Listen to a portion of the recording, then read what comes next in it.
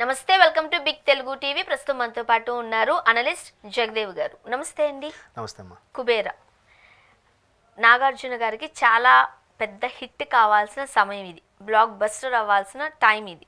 Okay, అంటే మనం చూస్తున్న ఒక 2-3 సినిమాలు వరుసగా ఫ్లాప్ అయ్యాయి ఆర్ మిక్స్డ్ టాక్ వచ్చింది. కుబేరాలో నాగార్జున గారు అలానే ధనుష్ గారు స్ట్రైట్ తెలుగు సినిమాలో చేయబోతున్నారు. ఎలా ఉండబోతుంది? దట్టు శేఖర్ కమ్ముల గారు మూవీ అది. సో భారీ అంచనాల మధ్య రిలీజ్ అయింది.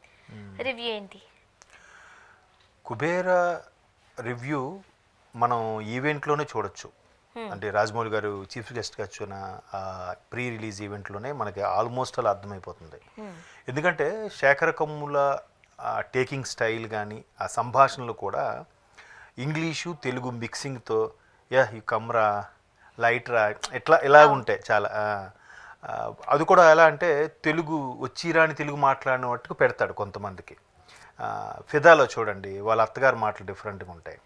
తర్వాత హ్యాపీ డేస్లో వాడు తలుకుంటాడు కదా, జాక్సన్ ఏదో అంటాడికి, మైక్ టైసన్ గారి సిస్టర్ డైలాగ్స్ వచ్చిరాని తెలుగులాగా అట్లా డిఫరెంట్గా పెడతాడు. ఇప్పుడు లైఫ్ ఈజ్ బ్యూటిఫుల్ అన్నీ కూడా ఒక్క అనామిక రీమేక్ తప్ప మిగతావన్నీ కూడా ఆయన సొంతంగా కథని సంభాషణని రాసుకున్న సినిమాలే.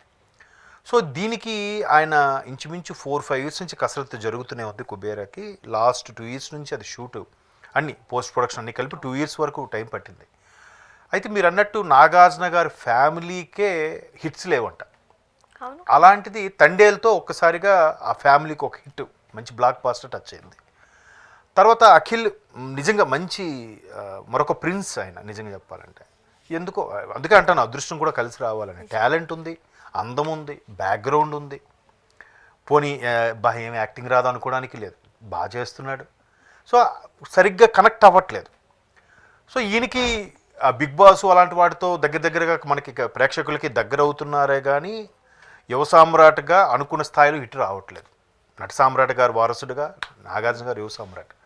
సో శేఖర్ కమ్ములకి ఈ కథ అనుకోవడము, దానికి ధనుష్ అయితే, ఎందుకంటే ధనుష్ పరకాయ ప్రవేశం చేసేస్తాడు. ఆయన క్లీన్ షేవ్ చేసి యూనిఫామ్ వేస్తే నిజంగా స్కూల్ స్టూడెంట్ అని నమ్మేస్తారు.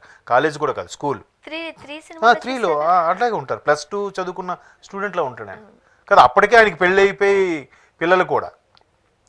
సో పెద్దగా గడ్డం పెంచితే మారీ సినిమాలో చూడండి ఏదో వీధి రౌడీ పేట రౌడీ లాగా ఉంటాడు.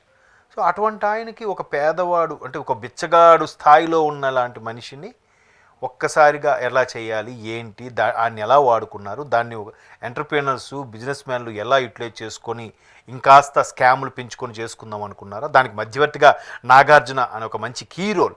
నాగార్జున గారు ఇప్పుడు కూడా ఏ సినిమా కూడా చూడండి ఇటువంటి విషయాల్లో చాలా బాగా చేస్తాడు. ఆయన చేసిన హిట్ అయ్యే బ్యాలెన్స్డ్గా చేస్తాడు. అప్పుడు నానితో చేసిన సినిమా కూడా దేవదాసు.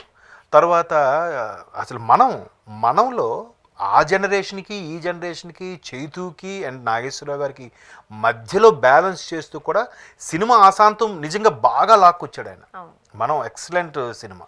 అసలు నిజంగా సినిమా చూసి అరే ప్రేక్షకులు బాగా యాక్సెప్ట్ చేశారు, మన వాళ్ళకి బాగున్నావు నచ్చవు కదా, అరే ఇది బాగా యాక్సెప్ట్ చేశారు అనిపించింది నాకు. నిజంగా నా జెన్యూన్ ఒపీనియన్. చాలా బాగుంటుంది సినిమా కూడా. ఆ సినిమా అంతా రివర్స్ లో ఉంటుంది.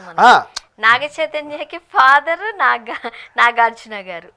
నాగార్జున గారి ఫాదర్ నాగ చైతన్య, నాగార్జున గారి ఫాదర్ నాగ చైతన్య, నాగేశ్వరరావు గారి ఫాదర్ నాగార్జున, శ్రియా నాగార్జున నాగేశ్వరరావు గారి ఫాదర్. మా అమ్మ నాన్న కలిస్తే బాగుందని చెప్పి ముసలాయన అనుకుంటుంటాడు. ఆ కుర్రోళ్ళిద్దరు, కుర్రది డ్యాన్స్ మ్యూజిక్ కాలేజీలో కలవాలి అన్నట్టుగా నాగార్జున గారు అనుకుంటుంటారు. సో అంత బాగా బ్యాలెన్స్ చేయగల నటుడు కాబట్టి నాగార్జున గారు వెనక నుంచి తీసుకెళ్లారు. సో ఇక్కడ శేఖర్ కమ్ముల గారు కూడా చాలా బాగా బ్యాలెన్స్ చేశాడు. కాకపోతే ఆయన స్లో నెరేషన్ ఉంటుంది, క్యాజువల్గా ఇంట్లో ఇరుగు పొరుగు మాట్లాడుకున్నట్టు. సో ఆల్రెడీ రేటింగ్స్ రివ్యూస్ కూడా చూస్తే 3 ఇచ్చారు. మన వాళ్ళకి ఏంటంటే వెంటనే ఇప్పుడు బోరింగ్ ఉండకూడదు. నెక్స్ట్ ఏంటి ఇప్పుడు చూడండి, చాలాసార్లు మంచి సీన్ నడుస్తున్నప్పుడు ఒక పాట వచ్చిందనుక, అబ్బా ఇప్పుడు పాట అవసరం వారా, నెక్స్ట్ ఏం వద్దురా అని యాంగ్జైటీ ఉంటుంది. సో అట్లాగా కొన్ని సీన్లు ల్యాగ్గా కొన్ని డల్గా ఉన్నాయి. కానీ మిగతా సినిమా అంతా కూడా ఇంకా ధనుష్ ఆయన ఎలా అయినా చింపేస్తాడు ఆయన. నాగార్జున గారు సీనియర్ సూపర్ స్టార్. సో ఈయన యాక్సెప్టెన్స్ ఉంది. ధనుష్కి తెలుగు రాకపోయినా ఇకపై కొంచెం తెలుగు నేర్చుకోవాలనే తాపత్రయం ఆల్మోస్ట్ సార్ సినిమా నుంచి కనబడింది.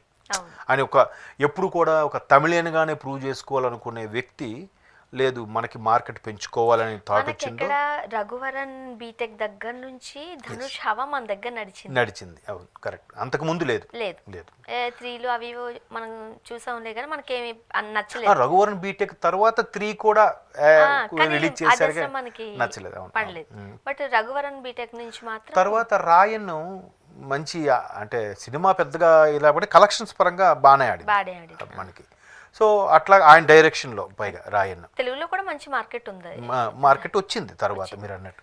సో అటువంటి ఇప్పుడు శేఖర్ కమ్ముల డైరెక్షన్లో అట్లాగా ఒక పాన్ ఇండియా కాకపోయినా సౌత్ ఇండియా స్థాయిలో రిలీజ్ చేయాలనుకున్నా కూడా already Rashmika pan India heroine, Dhanush pan India star. ఎందుకంటే వెబ్ సిరీస్లో కూడా మెప్పించి వచ్చాడు ఆయన కానీ విజయ్ సేతుపతి కానీ వీళ్ళిద్దరూ వెబ్ సిరీస్ చేశారు కాబట్టి.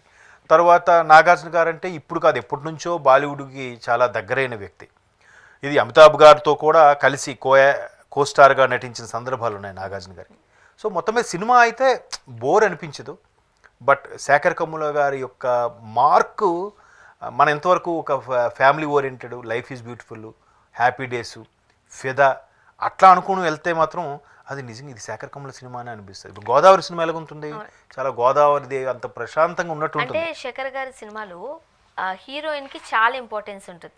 ఒక రకంగా చెప్పండి, హీరోయిన్ చుట్టూనే కథ నడుస్తా ఉంటుంది. ఈ సినిమాలో ఎలా ఉంది అంటే ఇక్కడ మెయిన్ ఆ బిచ్చగాడు అంటే ఆ కటిక పేదవాడు, ఆ కటిక పేదవాడు ధనుష్ చుట్టూ తిరిగిన స్టోరీ కాబట్టి ధనుష్ ఈ హీరోయిన్ పట్టుకొని మెల్లగా ఎలివేట్ అయ్యేలాగా చూపించారు. అక్కడ కొన్ని సీన్లు డ్రాగ్ అయినా సైలెంట్గా ఉన్న సినిమా అయితే బాగుంది, ఫ్యాన్స్కి ఇంకా బాగా నచ్చేస్తుంది. సో రష్మిక పాత్ర కూడా ఏదో హీరోయిన్ పాటలకు పెట్టారన్నట్టు కాకుండా మీరు అన్నట్టు శేఖర్ కమ్ముల గారు హీరోయిన్కు ప్రయారిటీ ఉంటుంది కాబట్టి సినిమా బాగుంది. చూద్దాం. రేటింగ్ అంటే ఇప్పుడు నాకు బాగా నచ్చింది, కొంతమందికి ఓకే అనొచ్చు, కొంతమంది నచ్చింది, అబోవ్ ఓకే ఉంది కాబట్టి చూడాలి. కలెక్షన్స్ పరంగానే ఇవాళ రేపు హిట్ ఫట్టా చెప్తున్నారు. సినిమా బాగుందో బాగాలేదు కాదు, కలెక్షన్స్ దాన్ని మాట్లాడేది కలెక్షన్. థ్యాంక్ యూ అండి.